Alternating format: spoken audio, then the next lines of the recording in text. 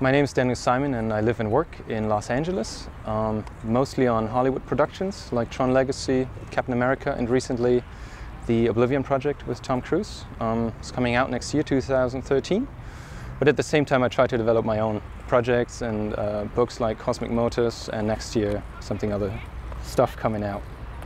I'm an individual artist, and you know, in these days with that technological revolution you can almost be head-to-head with the industry in terms of visualizing your designs.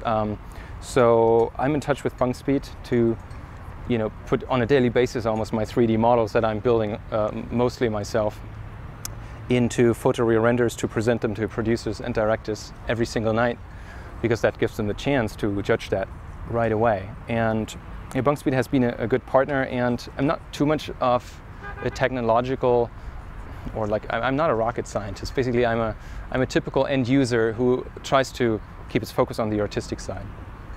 The good thing about all these new things is that they take all these knowledge that you needed a few years ago to program shaders and set up different light situations and just really relax and almost approach this like a photographer. You almost handle this like a camera. Just set up the aperture, take care about colors and materials, and use a light setting. And it's amazing times we live in. The film industry was quite a shock how different the work approach is. I mean, you have to know that I worked at Bugatti and Volkswagen before as a senior designer, and there's a very established and highly professional workflow of ideation, presentations, and all these things. Whereas Hollywood is basically a very high-profile chaos. And you work, which is interesting, with people who are not designers and do not care what graphic card you use or anything. So on a daily basis you have to present to a director or producer who doesn't care about shaders or materials or computer, almost on a daily basis, a perfectly rendered image, because there's no time, there's a lot of budget constraints. Of course, most of the money goes to the actors most of the times. So for artists like me, there's almost no time, and to render things on a day-to-day basis with perfect paint and glass situations is really a treat, and changed basically the whole industry. And it leads to a point where a producer may get upset on the very first day and think, wait a minute, didn't we say this should be very dirty and a little rusty?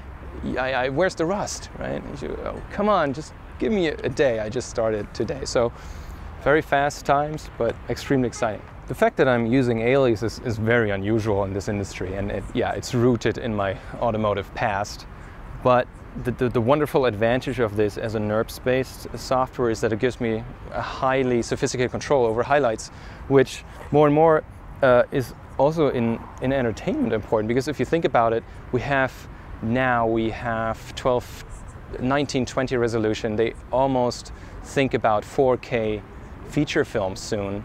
And directors freak already out because there's no smoke and mirror anymore. You can't just say, okay, we have a depth of field like this and shut lines don't matter, and little, like, the makeup is a whole different story. But for us as designers, it's also, oh my God, you're gonna see every single screw and every single part line. So the technological advance in just pure film resolution leads to another stress level actually in the whole design process. In the early days, you had somehow by storyboard defined certain camera angles, and you didn't really care to design the other side of something because you knew by the storyboard this is going to be the final scene. Today, where there's a lot of previs and basically 3D previs, where they take a low resolution version of your model and basically shoot the whole film already in low res. But that gives the director so much freedom on choosing different camera angles and all that stuff that you now have to design every single bit of everything, even the paddles and the shifters, because he may come up with the idea of doing a close-up, you know, of some switch there, and it's going pretty crazy. Prometheus was a very different project for me. On Tron and Captain America, I was there from the beginning to the end, developing every little piece on that vehicle. On Prometheus, I was hired more as a early conceptual artist for 5 weeks to actually just find the version of the vehicle, if it has tracks or wheels or whatsoever. In the end, we found like an 8-wheel chassis in Czechoslovakia, which the ultimate designer then could use, and did a fantastic job on that. But during these 5 weeks, it turned out that it's really helpful for the whole process to visualize and render all the images the way that Ridley gonna film it in the end. So we had a list of specific lenses that he likes to use with this specific camera he's gonna film with, and we presented our designs really in just that image ratio, with that depth of field and with that lens. And that was something I never heard of before, and it was amazing and interesting. And you never in that industry, because everybody works different. There's no set workflow. From one director to the other, it's always something new. And I think I find that the most fun part of the whole job. I think most designers will agree that unfortunately you're somehow stuck with what you do. And that's one of the reasons why an older generation of designers, generally speaking, moves more into a managing position, because it is really hard to adjust your design feel to a new trend. And the automobile industry is actually a very good example, because imagine you worked, let's say in the 80s, we're in Munich, you worked in the 80s at BMW, and the type of surfacing, stance and proportions, and the way lines work and positive, negative things. I mean, if you learn this at school and you grow up with all this, you are top-notch player in that field. If you come more from a boxy time with 80s cars, it gets harder and harder to adjust to these things. And the same thing applies to me, and there's always the danger of a designer to be somewhat outdated with your style. Fortunately, with sci-fi design, you always get away with the spaceship and put some guns on it. But of course, I always try to establish my own style in it on the very last day, to, you know, kind of proudly lean back and say, oh, I worked on this. I think Sid Mead invented high definition in a way. He used a brush with that on a canvas, but seeing his images in real is just mind-boggling. I mean, I have no idea what type of brushes he used, but if you look at his paintings there on the wall, you just dive in and you see all these little things there. So yeah, I would say he's the inventor of high definition concept art. And to be honest with you, they look still 1,000 times better than everything we do. So oh my God, he is really inspiring, incredibly amazing.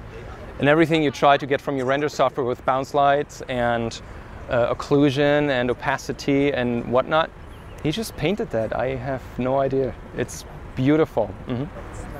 Well, I just finished working 1 year on the Tom Cruise project, which is the working, they always have working titles. Right now it's called Oblivion. They're filming right now in Baton Rouge. It's a beautiful vehicle we built there. The prototyping of it was ridiculous. There are pieces that are like 5 meters long, milled of a block of aluminum and perfect surfacing. It's just, for a designer, probably the ultimate dream coming true. But doing Cosmic Motors was so much fun for me that I decided to take a year off right now and work on my next thing. And I think there's going to be a series of things. So I want to launch the first product in March 2013. I'm working hard on it.